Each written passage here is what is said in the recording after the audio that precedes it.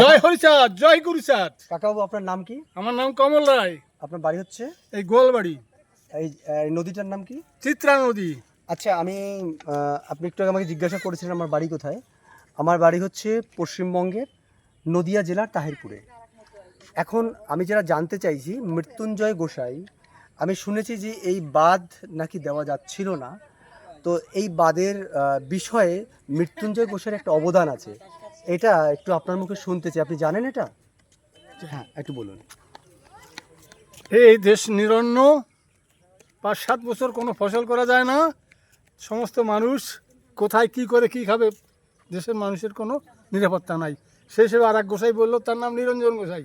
সে বললো তোমার কর্তাকে, সে কর্তাও করতে করতো, মাতু বরিও করতো, ঠাকুরের সাথে চলতো। তোমরা যদি এই খাল বাঁধতে চাও, দেশে যদি টিকে থাকতে চাও, তাহলে মৃত্যুঞ্জয়ের কাছে যাও।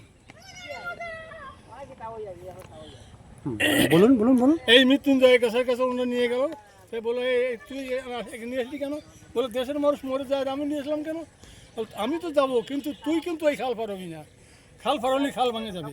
আমি যাবো, খাল বাঁধবে। যাওয়ার পর উনি মাটি কাটলো, এক চাক মাটি দিল, তারপরে সেই খাল বাঁধ হলো, দেশ আবার ফুলে ফলে ভরে গেল। তো সেই যে মাটিটা দিয়েছে সেই জায়গাটা কোনটা? এটা দেখা আমি তো বলছিলাম সেটা এই পাশে। তা চলো চাই একটু যাই। সেইটা এইতে হ্যাঁ, এইটা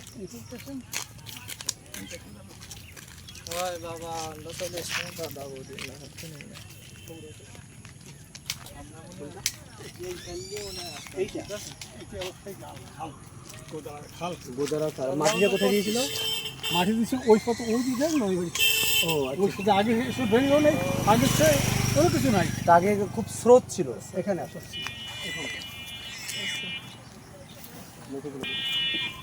তো সেই স্রোত এই জায়গাটা দিয়েছিল, আর আগে তো খুব স্রোত ছিল।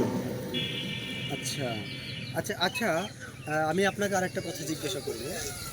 আমাদের মতুয়া দর্শন তো ব্রাহ্মণ্যবাদের বিরুদ্ধে। মতুয়া দর্শন কি ব্রাহ্মণ্যবাদকে সমর্থন করে? না, করে না। আপনি তো ব্রাহ্মণ্যবাদের বিরুদ্ধে যখন মতুয়া দর্শন, তো সর্বপ্রথম তো আমাদের ব্রাহ্মণ্যবাদকে ঘৃণা করা উচিত, দূরে সরিয়ে রাখা উচিত। হ্যাঁ, আমি কথা বলছি। এই এলাকায় প্রথম এটা শুরু হয় আমাদের এলাকায়। আচ্ছা, আমি তার সামান্য একজন কর্মী মাত্র। জয় হরি বল। 2000 লোক নিয়ে ভাদ্র মাসে 18 মান টিন ছাইয়ে কত এই সালে? সম্মেলন করেছি আমি প্রথম। কত সাল?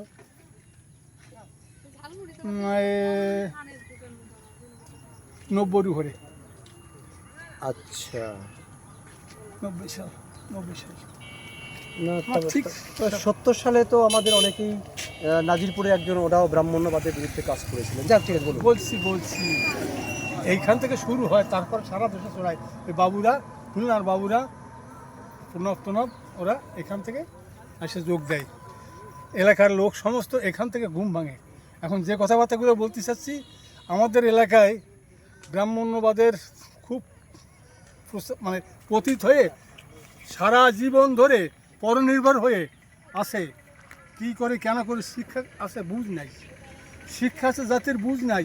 যে জাতির শিক্ষা আছে বুঝ নাই, তাকে শিক্ষিত বলা যায় না। তার শিক্ষিত বলা যায় না। আত্মমর্যাদা, একজন মধ্যে তুই নাস্তিক, ন শরিক আল্লাহ, অল গড, একজন সৃষ্টিকর্তা। এই সৃষ্টিকর্তার পরে আমরা সবাই ভাই। বেদে কোনো জাত নাই, ব্রাহ্মণের কোনো জাত নাই। আমি দেখাতে পারবো। বৈষ্ণবের কোনো জাত নাই, মতর কোনো জাত নাই। জাতাজাতি যারা করে তারা আছে কুলে। গিয়ে দেখলাম মতোপাড়া, গিয়ে শুনলাম মতোপাড়া যত সব মতমাতাল কাজ করে বেদ বিধি ছাড়া। কারো কুলের গৌরব থাকলে বলে এ দল অশ্বিনে খাড়া। তাহলে এখানে অশ্বিনী গোসাই যে কথাবার্তাগুলো বলেছেন, ঠাকুরের জীবদ্দশায় তিনি জাততত্ত্ব মানেন না। কারণ কি করে তিনি জাত মানবেন? তিনি কি এক জাতির ভগবান না? তো ঠাকুরের জীবিত মানে গুরুচাঁদ ঠাকুরের, হ্যাঁ, কারণ হরিচাঁদ ঠাকুরকে তো দর্শন করে দেখেন। না, উনি দেখেন নাই। তাই এই যে কথাবার্তাগুলো, ঈশ্বর কোনো কারো একার না, সমস্ত পৃথিবীর তিনি স্রষ্টা। ব্রহ্মাণ্ড কেন করো বাইদের সাথে আসো সবে করি মেশামেশি, এক ফিতা বই ফিতে আছে কই এক ফিতা এই ত্রিলোকবাসী রইল এই বড় খেতে আত্মবিশ্বাস। কেন হিংসা নিয়ে কেন করো বাইদের সাথে? আমরা এই যে দেশাদেশী জাতিবিদ্যা মতান্তর রূপ যৌবন সর্বনাশী, আমরা তাদেরকেই ভালোবাসি। আমরা বুঝতে চাই না কি আমাদের মধ্যে কে আছে, আমাদের মধ্যে কে আছে। আমার মধ্যে যে আছে সে ব্রহ্ম, আপনার মধ্যে আছে ব্রহ্ম, এক আচ্ছা ব্রহ্ম। কাকা, আমি ব্রহ্মর দিকে যাব না। আপনি মতুয়া সমাজের যুবদের উদ্দেশ্যে কি বলছেন? আমি বলছি আমাদের যুবক যারা তারা ঘুমন্ত, বাহ। সত্যিই ঘুমন্ত। শিক্ষিত লোক এখানে বড় একটা আসতে চায় না, কারণ তাদের মা বাপ পতিত। শিক্ষার আগে অর্থ দরকার থাকে, পরিবেশটা নিয়ে অচেতন, পরিবেশ অচেতন জাতি আমরা। আমাদের পরনির্ভর জাতি, পতিত জাতি। স্বনির্ভর হওয়ার মতো মানসিকতা আমাদের মাথায় কাজ করে না। নিজে করব, নিজে বসবো, কাগজ কলম আছে। আমার বাবার নাম আমি কইতে পারবো না, এক গ্রামে বাস করি, গ্রামের অ্যাড্রেস আমি দিতে পারি, সবাই দিতে পারে, কাউকে বাদ দেওয়া যায় না। তাহলে এখানে আমি বাস করি বাংলাদেশে, আমি সবাই বাংলাদেশি। আমি হিন্দুর ঘরে বাস করি, আমরা সবাই হিন্দু। আমরা হিন্দু ঠিক না, আমরা সনাতনী। তাই সনাতনী যদি হই তাহলে আগে ছিলাম, এখন আছে, ভবিষ্যতে থাকবো। তাহলে এই কথা চিরন্তনী যে কথাবার্তাগুলো তাতে লেখছে আমার তারক গোসাই। চিরন্তনী কথাবার্তা, শাশ্বত কথাবার্তাগুলো যা যা সত্য তাই, এর মধ্যে কোনো ভুল ভাক্কা নাই। আমাদের মধ্যে টিকে থাকতে লাগবে কি বল, দল নালি বল নাই। যার দল নাই তার বল নাই। যে জাতি রাজা নাই সে জাতি তাজা নাই। যে জাতি শিক্ষা নাই সে জাতি কখনো, যে পড়ে না সে পিছিয়ে পড়ে, যে লড়ে না সে গোলামি করে, যে পড়ে না সে পিছিয়ে পড়ে, যে লড়ে না সে গোলামি করে। তাহলে আমাদের এই গোলামি করা হাজার হাজার বছর ধরে আমাদের গিটু নত করে দিয়েছে। গুরুচাঁদ ঠাকুর পতিত করে, শূদ্র করে, কাগজ কলম যদি হাত দিই তাহলে পরে পড়াশোনা একটু করি, যদি কাগজ কলম হাত দিই তাহলে পরে সামনে এসে কথা বলার অধিকারী কেউ নেই। কোনো ব্রাহ্মণদের জাতি বলছি না, যে কথা শূদ্র হয়ে জন্ম ধরে দ্বিজ হয় সে সংস্কারে বিপ্রয় বেদ অধিকারে, শাস্ত্রে এই নিয়ম পদ্ধতি, শেষে ব্রহ্মত্ববাদ বাচ্য হয় জাগলে ব্রহ্ম অনুভূতি, সম দম তপ শৌচ শান্তি জ্ঞান বিজ্ঞান অস্তিকাংশ নবগুণ পৈতার বিভূতি। এই সমাজগুণের বিশেষ ছেড়ে শুধু জাতি জাতি যে কথাবার্তা আমরা জন্মজাত শূদ্র, ঠিক আছে, সংস্কার আমরা অধিকার যাব না। আমি যে কথা বলছি, আমাদের যেখানে যেখানে আমি আসছি এখানে আমাদের কিছু লোক স্মরণীয় আছে, তারা সত্যি চলে গেছে। আমার কাকা বিশ্বমত পরিষদের নেতৃত্ব দিয়েছেন ঠাকুরদাস বাবু। আচ্ছা আচ্ছা আচ্ছা, হ্যাঁ। তিনি এই এই দেশের প্রথম সভাপতি, প্রথম আদি বিশ্বমত আদি সভাপতি। তারপর এখন তো ঢাকায় অনেকজনে, হর্ষবর্ধন বাবু এখন সভাপতি মারা গেছে।